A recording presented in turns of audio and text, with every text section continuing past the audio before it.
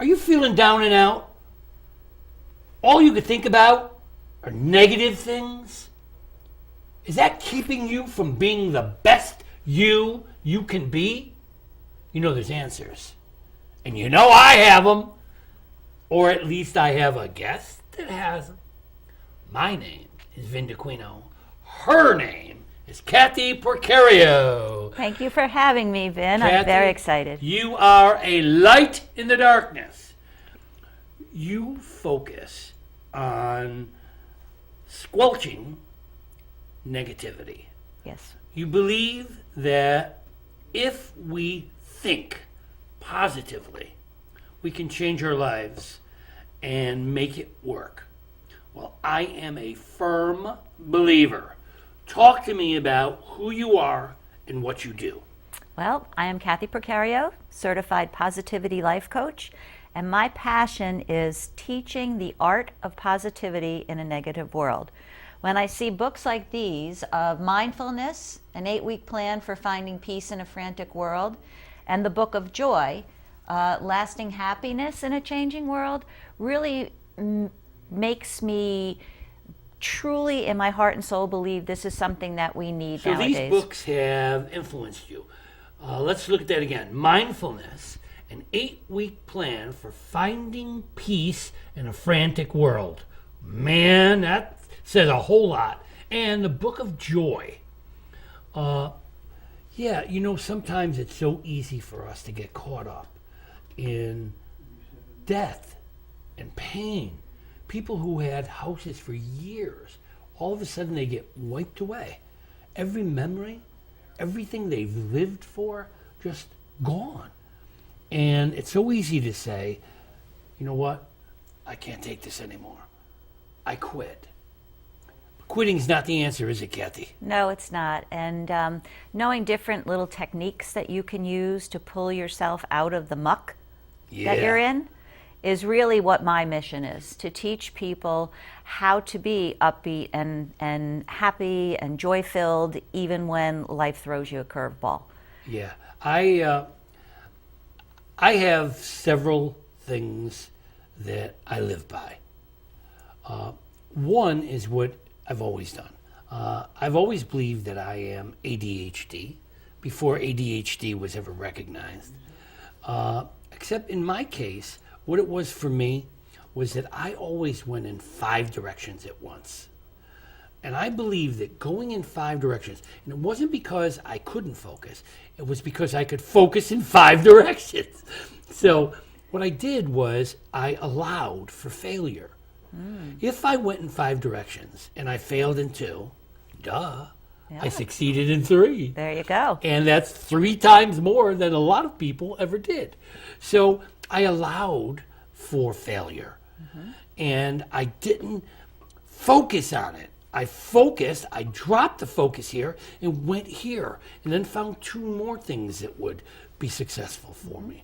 So I coached and taught and was a father and wrote and did all of those things at the same time to find the ones that I could feed on, focus on, the positive ones. And I know that's part of what you do, where you say, look, stop worrying about what you want.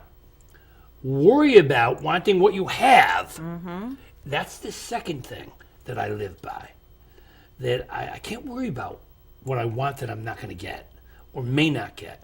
I have to think about what I have and how to make that better and make that help me to move on. There are two, what you said just now just makes me think of 2 very important things. And one is having gratitude. Yep.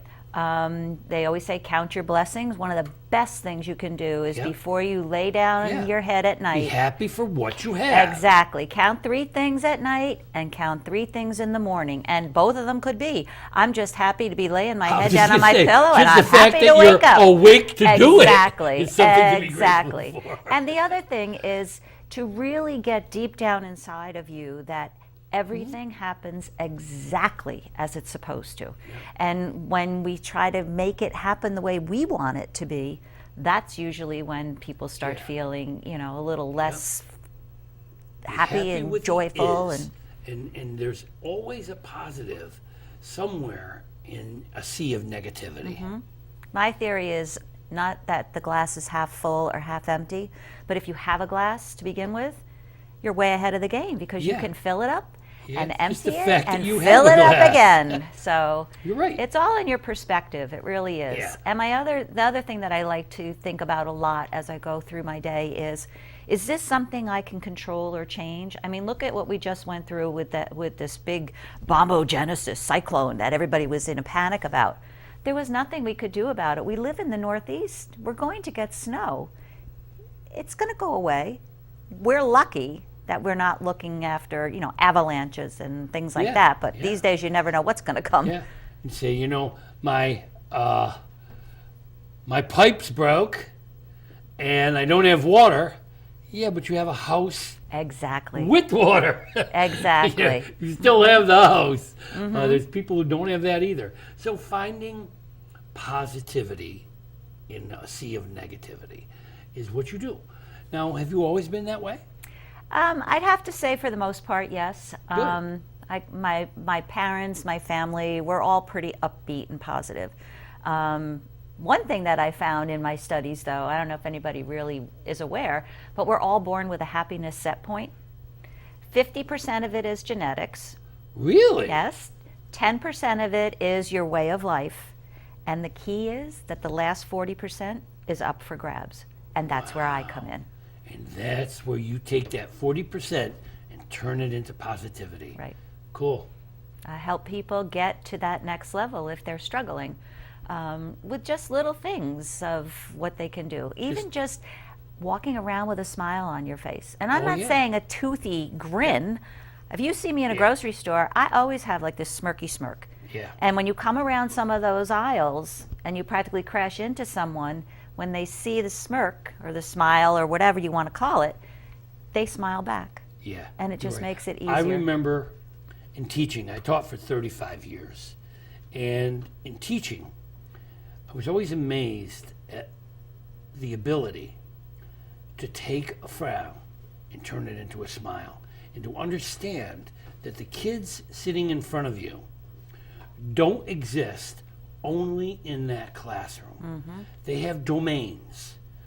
Classroom is one domain, but then there's the community, there's the family, there's the self, and all of these things combined make a child. So when a child leaves you and goes home to a dying grandmother, or parents in the middle of a divorce, or a cardboard box for a home, you have to understand that the smile you give that child may be the only smile that kid gets from the day he left you yesterday. Yeah. And it's so easy to make a kid smile. Or, to recognize the kid and help the kid to realize that there is someone else out there, and that the world isn't all black. And there's dark moments. There's always will be dark moments. But one tiny light can brighten a dark room. Sure. So you need to be the light. I'm trying. That's my Yeah. sole purpose is to be light. So and you're a coach. yes.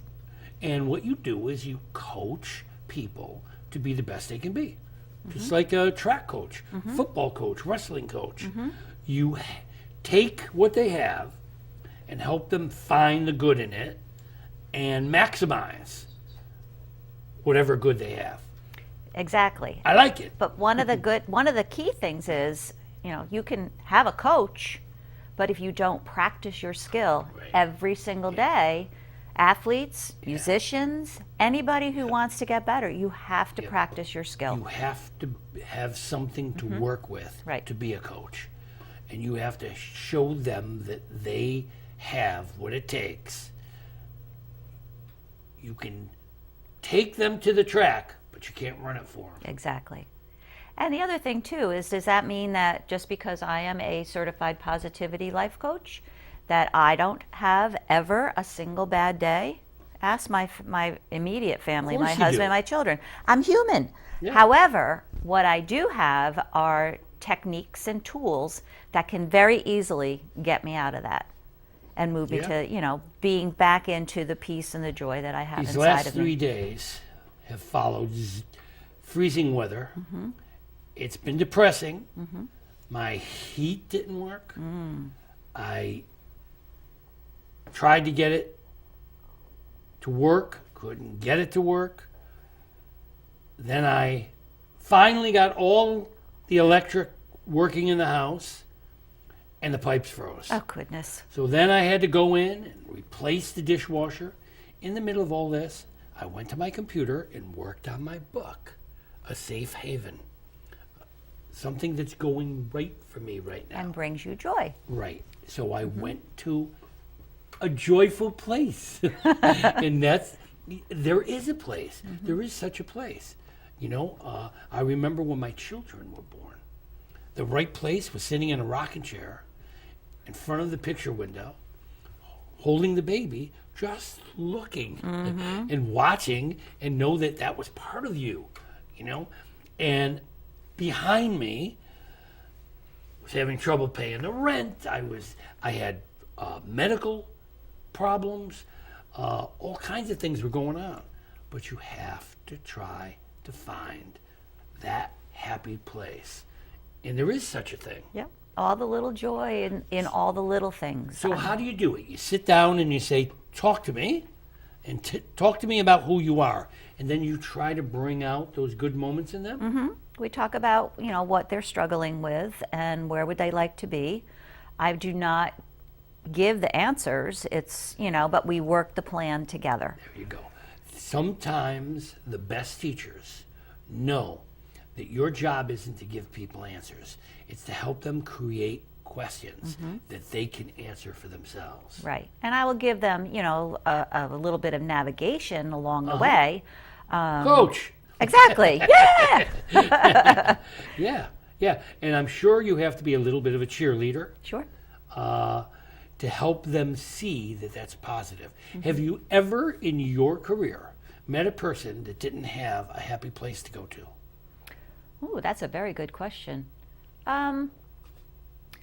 Probably not. Yep. I mean, Yep, I believe because that. as you uncover almost like an onion and peel it back and Yeah. peel it back and peel it back, somewhere down the line, Yeah. there has to be something. But even just going outside and being outside, taking a walk. And if I walk, I really try to be present and use all my senses. Yeah. And I'm very, very, very, very taken away with nature. I had and one of the beauty. best coaches in the world, Roy Campanella, who was the catcher for the Brooklyn Dodgers. Kid grew up in Philadelphia, poor, already difficult situation where he had a white father who was a hot dog vendor and a black mother. And in those days, that was a very difficult thing to live with. And he became one of the most famous catchers of all time.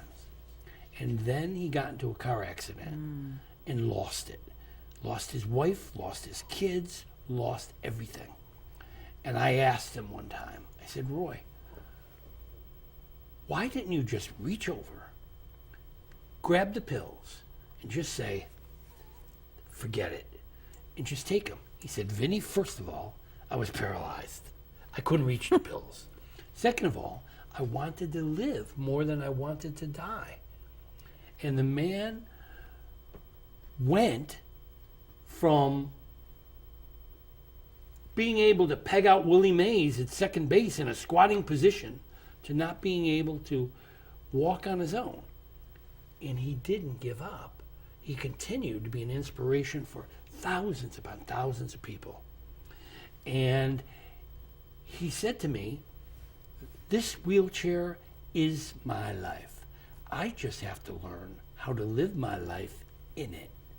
Wow. And That's profound. it is profound. And it's amazing to have so much and then lose it. And we have to remember. And the people you're coaching, I'm sure, the fact that they can sit there and hear you, some people can't. They could see you, some people can't. Right. They can reason with you. Some people can't. So there's always a positive side. Counting your blessings. It's counting your blessings. Every single day. Yep. And even if you get stuck in traffic or whatever, I used to be of the point where, just like everybody else, you get all tense and nervous and you want to scream at somebody. Mm-hmm. But you know what? I've gotten to a point where now I say, I'm supposed to be behind this person poking me along. Yeah. I'm supposed to be exactly where I am. So how many times do we hear, if I hadn't taken the bus I took or didn't go on the train? I mean, you see it all the time. Yeah. There are little things, like I said before, everything happens exactly the way it's supposed to. And you can't count what was taken away. You have to count what's left. Exactly. And you have to turn that into something more. Mm-hmm. And you have to just keep going. It's not horrible to be taken out of the game. It's horrible to not be able to have the chance to get back to it. Right. You just have to feel that the downs are temporary and the ups are waiting. The one thing, too, is, like I say, I teach the art of positive thinking. Yes. Because our minds are our best friend and our worst enemy at the same time. Yeah. When things are going good, we're upbeat, we're just living life and loving it.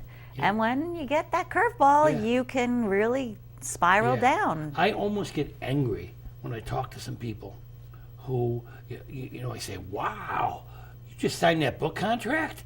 Yes, that's your dream. I say, yeah, but probably won't sell. And I want to smack them in the head, saying, listen, stop that. Mm-hmm. It's published. Thrive on that. You just signed a contract. Instead of sitting there saying, yeah, but now the book won't sell, say the book will sell, and if it doesn't, the next one will. But you've got to live for the good moments. Mm-hmm. And you've got to understand that bad moments do come. Well, and also, what you think about, you bring about. So if you wrote the book and you think that it's not going to sell, well, guess what? It's not going to sell. But then the other question is, if I sell one copy, would I be elated? And if you sold one copy, would you say, that's not enough? Yeah. So there's got to be some sort of a balance in there. That's why I say, my motto for life is, it's not what you want that's important. It's wanting what you have. Exactly. And you've got to focus on that. Mm-hmm. Every once in a while I look, and I say, geez, I have so much. Do I want more? Yeah, I always want more. But that isn't what I live for. Mm-hmm. I have to live for what I already earned. Mm-hmm. If 10 years ago I could look back at some of the things I've already achieved, I would say, why are you not going through the ceiling? This is what you dreamed of. Here, I have 12 books published. I remember a time when if you put one of my poems on a Hallmark card, I would have been so thrilled. Mm-hmm. And yet, these things happen and you forget. And you forget to be grateful for the dreams you've already accomplished. Exactly. And your dreams for tomorrow stand in the way of your dreams achieved today. Mm-hmm. And that's why I love what you do. You help to bring people out. Now, you want to write a book. I do. Talk to me about it. Oh, my gosh, yes. I love your title. Go ahead. Well, my title will be The Art of Positive Thinking in a Negative World. That's part of my tagline, and I even said it out loud recently at a networking event. Yep. That's going to be the title of my book. Yep. It's funny because sometimes that drives me. Mm-hmm. I create a title before I create a book, and that title helps to guide me through the book. Sometimes I change it by the time I get to the end of the book, but it's that thought, it's that little positive coin that becomes $1 million dreams. And that's what it is. And you have to start with the coin. Right. And you have to let it grow and build. Mm-hmm. And you have to believe. You really do have to believe. And it's so easy. In this world, you look out there, and I turn on the TV, and I see a person standing in front of an empty lot that was his house yesterday. All his children's dreams, all his dreams, everything he worked for, gone in a flash. What do? I'll tell you what you don't do. You don't quit. Right. You don't quit. Right. I mean, it's difficult, certainly, when it goes to Of that course it is. extreme. But then you see people who stand there and say, yes, I've lost everything, but I'm still here to Right. talk about it. Campanella taught You know? me so much. He just, I saw him talk to people. I've seen 90-year-old women come to him just to touch his hand because they knew that he represented hope. Hope. I like that. And that's really what Yeah. it is. Yeah. And that's what you've got to keep going for. Hope is the only 4-letter word that won't get you into trouble. You know, when you mentioned about turning on the TV, that's another thing, is to pay attention to what you're paying attention to. Yep. The consistently negative news, I rarely watch the news. I mean, I know enough of what's going on around the world, but Yeah. if something big happens, Yeah. someone's going to be sure to let you know. I was amazed when my grandson was about 5 years old. He all of a sudden became infatuated with the news. And I let it go for a little while until I started to see that when a storm started to brew outside, he panicked. And he said, Papa, a tornado's going to come. And we're going to lose the house. Maybe we're going to die. And I said, Christian, tornadoes don't just happen everywhere, but they could happen here, right? They could happen here. It could be a tornado out there.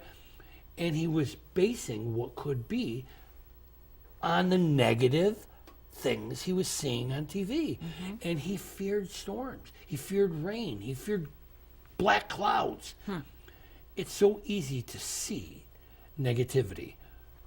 I'm sorry, but it's true. News focuses on negativity. Right. It focuses on the bad things that happen in our lives. Negativity makes better news than positivity. Well, think about back those few years ago when we had the miracle on the Hudson. Yes. And for days and days, that's all that was on the news. My mother-in-law and I were like, why can't we have more of this? Yep. This is so wonderful, but it's not sensational, and it's not, No. well, it's sensational when it happened, but it's not what And we also, wanted. it's common nature for people to find negativity. Every time we put a person on a pedestal, that person becomes a target for negativity. And there's people out there who will knock that person off that pedestal. Absolutely. Not because they are better, but because they see that as a challenge to what they're not doing. Exactly. And instead of climbing to the top of our own pedestals, we waste time knocking real heroes off theirs. And nobody's perfect. Nope. Nobody's perfect. And we're all going to make mistakes. We've got to try to help people to overcome those mistakes. And we need positivity coaches. Well, I will just tell you, a number of people have asked me, now that's the new year, you know, do you have a word to live by this year? And I have a couple, but the one that keeps coming up for me is kindness, because I really honestly feel that if we had more kindness in the world today, Yeah. people would live Yeah. a lot lighter and have more fun. I mean, I've been in the grocery store. I go to the grocery store almost every single day, but I've let people ahead of me in line Yep. every time Yeah. I've been in the stores this Yeah. week, because, you know, and they're so like, Yeah. really? Holding the Thank door you. for someone. Oh my gosh, that's my biggest one. Watching Yes. someone trying to struggle putting grocery bags in a cart, instead of just standing in line watching them, you reach over and people look at you like, what do you want? Exactly. You know, Yeah, we because become a we're very not- cynical world. We have, because And there's it's just difficult. not enough Right. kindness. Right. And you're absolutely right. And it's so easy. Like that kid, you could make a person smile Mm-hmm. just as easily as you could make them frown. You've got to try to just do the little things. And it comes back. Exactly. You walk around That's the feeling thing. good Yes. that you've done something right. Out of all the bad Yes. things, you at least have done something right. You wish somebody happy birthday that spent how many years in their lives going by birthdays where no one ever even knew it was. So it's important. Well, here's some negativity. We have 2 minutes left. Oh my goodness, already? Already. Wow. So what do you want to tell them? Got 2 minutes. Okay, I will give you this favorite quote of mine. Your life is your garden. Your thoughts are the seeds. If your life isn't working, you're watering the weeds. There you go. Do you need to have some gardening done? Give me a buzz. There you go. Find a positivity coach. Find a model. Instead of looking at the people who have been negative all their lives, instead of listening to the negative Nancys, listen to the positive Paulas. Listen to the people who are giving you hope in a dark world. Can't thank you enough, my lady. Thank you. And Keep doing what you're doing. Keep feeding positivity in a negative world. Thank you for joining us today. thank you for Thank having you me. out there for joining us. Stay positive, man. There is a lot to live for. Find the good in yourself. I'll tell you one, this show. Tune in next week. Glad to have you.